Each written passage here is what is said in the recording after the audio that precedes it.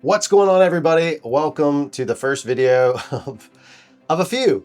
As you know, we did this epic lens test. I've talked about it on the channel, and I just want to put together, or wanted to put together rather, overview video for you all, just kind of setting up what our process was, because the amount of content we got was incredible. The footage we got was great for what it was, right? It's a lens test, so it's nothing like super crazy, but really good looking stuff.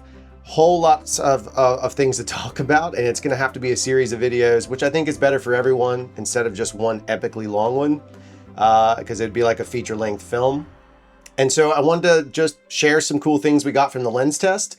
We have so much footage to go through that if you're interested in this particular lens test or lens tests, or just to see how this plays out, lens test, or just to see how this plays out, make sure you subscribe, turn those notification bells on. We'll be dropping stuff as we cut it. It's not going to be regular, just based on our schedule and everything else going on. However, we're pretty excited about the results that we were able to get, and it's really cool. So in this opening video, I just wanted to share a little bit about our process. What we did is that we gathered 10 filmmakers, all trusted filmmakers. We gathered 10 of us together. It's a variety of skill sets, everything from gaffers, DPs. Most of them are all DPs, but some work professionally as gaffers as well. Some are ACs, some are locations, we had hair and makeup. So it's a huge variety of professionals across the spectrum. And the goal of this is to literally just look at the lenses, evaluate them, talk through them, and that's how we approach it. So first, let's meet our players. So we have a gaffer, DP, director, Bernie Sawyer. Can you tell me a little bit about yourself? Well, I am... Chris Jadala being awkward in the background is the best. I'm just here to learn more about this lens test that we're doing and see which ones fit the style of different shoots. Perfect. We have Chris Jadala from Clavius Films. Chris, can you tell us a little bit about you? Hello, my name is Chris with Clavius Films, but you knew that. I make movies, point cameras at things, so very lucky to do that. It's, you know, always been my dream, and now I get to come out here and play with lenses. It's not a bad time. I feel like we're doing pretty good out here. Let's go make stuff. Good, that was great, perfect. We have world famous Noah Maddox. Noah gets an epic backlight because that's how he rolls. Talk about it, Noah. I'm thankful to be here. Glad to be here. I don't care. This is not like a mortuary video. What do you want? No, just what you do. We have all these amazing lenses. Lots of great people. No, but what do you do? Just tell me what what I do. Yeah. I camera operate and AC. And DP. Don't even sell yourself short. You're good at what you do. I'm getting there. All right, got it. Sako, I'm just doing BTS stuff. Can you tell us about your career, what you do, what your background is? I normally work as a dolly grip, in DP side stuff, and right now just having fun playing with lens. All right, good. That was all it was. Yeah. Hi, my name is Lena. I'm a makeup artist, but today I'm interning for Chris because I want to learn about cameras and stuff. Perfect. The boss. Hi, I'm Kelly, and I am the director of the Mobile Film Office. I'm here to support all of our local filmmakers. Hooray! I'm what you call a Swiss Army crew. So I do a little bit of everything, whatever the production needs. I love this business. I'll do whatever it takes to make the stuff happen. So today I'm working as cast and as talent, but I do everything from ADing, some G&E work, art department.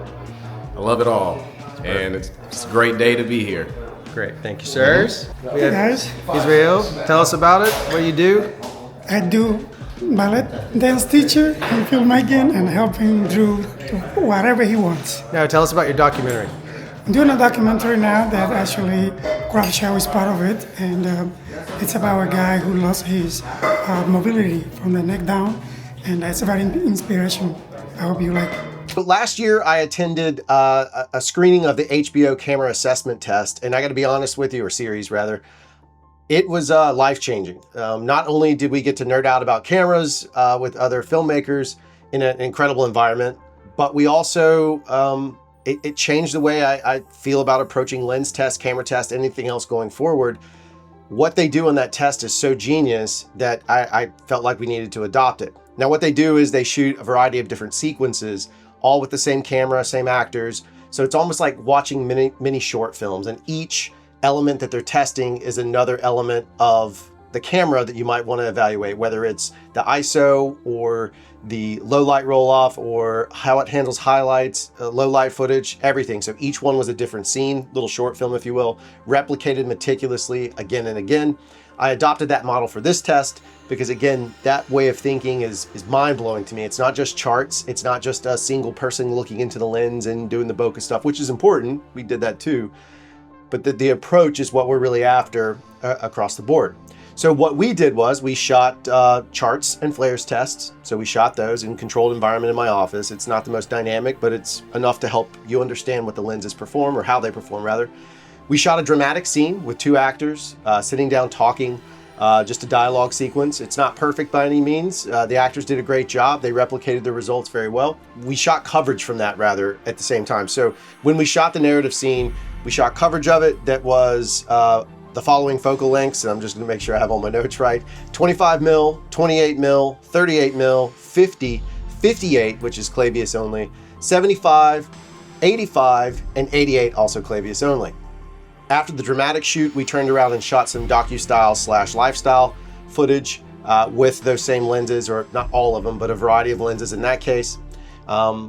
And then we shot some interviews, shot 2 different interviews. So one was like more of a group setting, and another one was here in the office with Morgan, president of the company. The cameras we used for this test were the Sony FX6, which we believe is a great workhorse. And I think most of us there were working together, all are big FX6 users. A couple of us are owners. Another one of us is curious about buying one, or a Burano, so we use that as a baseline. And I also used a Blackmagic Ursa G2 because I didn't want to bring a red into the equation just for ease of use.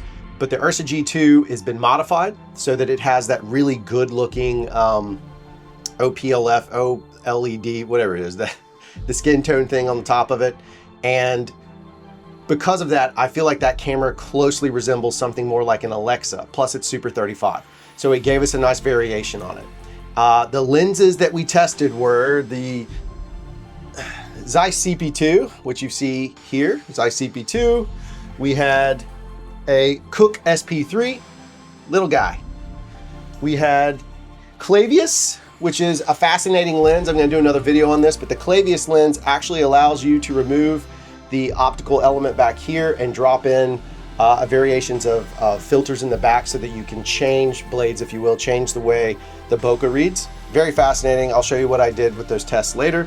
We also had Summicron-Cs. Now these are gonna be the premium big dogs of the lens test, as they cost the most, but they're also the highest grade lens that we have. The Clavius, for example, are rehoused Helios lenses. SP3s are modernized Cooke lenses that are shrunk down for Sony's and other small cameras. And then the Zeiss CP2s, you know, they've been around forever and we own them, so that's why we're going with them. There were multiple instances where, without context, I wouldn't know directly which lens I was looking at. And what I mean by that is sometimes the Zeiss CP2s and the Cookes felt very similar, and had I not had a sheet in front of me, a blind test, I wouldn't have known the difference. Maybe you can spot it, but I wouldn't have known the difference. Then there's other instances where things like the Clavius, for example, really shine through and make something super unique. And of course the Summicrons, same thing. Very interesting stuff to look through all of these processes and lenses and approaches. We also wanted to evaluate them on how they performed if I were an operator. So we also have, or I'll have my opinion on operating these lenses. I also got some feedback from the team that was there on the operation side. Hopefully when we're done, we'll be able to not just show it all out to you, but we're going to review the footage with a variety of the team members that were there, which again was everything from ACs to DPs to gaffers, cam ops, across the board. So when we review everything, hopefully it'll help give some more data, not just the test itself, but how they functioned, even swapping lenses. I mean, I can't even imagine the number of lens swaps we did. I know it was 24 setups alone just for a dramatic scene. It's a page and a half. 24 setups, 2 cameras, 48 setups total. That's pretty brutal, but it's awesome because we got lots of good lens test stuff. So stay tuned for the most ambitious lens test we've ever done. Certainly one of the most ambitious I've ever seen. We had a pretty big budget on this test, and I'm gonna share it with you guys for free, but you know, we got upwards of 10K or around it. And so we spent the money so that hopefully you learn just as much as we learn. Until then, shoot first, my friends.